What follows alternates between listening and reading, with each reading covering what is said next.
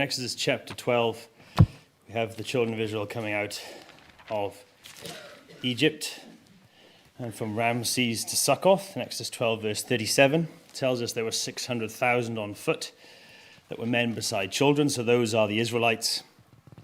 And then verse 38 says, and a mixed multitude went up also with them, flocks and herds and very much cattle. So the and mixed multitude cannot refer to the 600,000 Israelites on foot that were men besides women and children. They must refer to something else. And that word mixed isn't a very common word in the Hebrew Bible, but it's very clear when we look it up just how the Bible explains that word. It comes up a lot in the account in Leviticus of leprosy, where it talks about the leprosy in the mixed fibers that are woven together. But if we go to Nehemiah 13:3, we just get the use of the word there, where it's very clear what the word mixed means.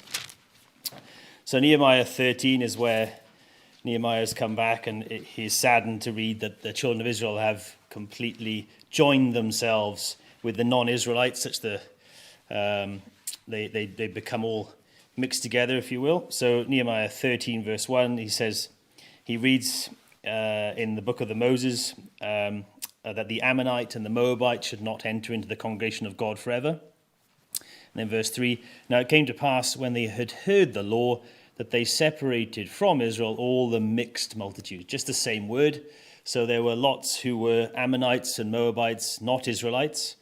And therefore, by implication, they were not seeking God, because there were plenty of Moabites who joined Israel who were seeking God on his terms, but these were people who were not seeking God. So the Israelites said, wow, we've read the law, we better put away from us the mixed multitude, i.e.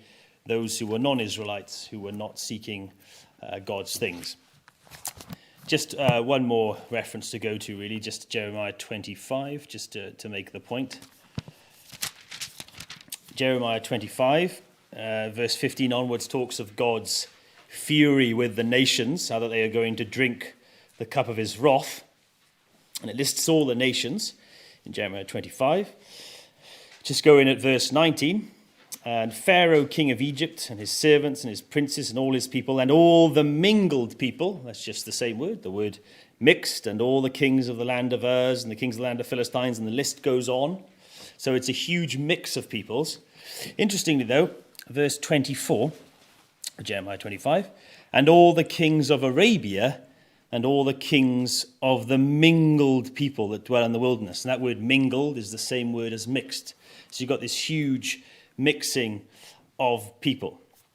But interestingly, the word mixed is the word Arav.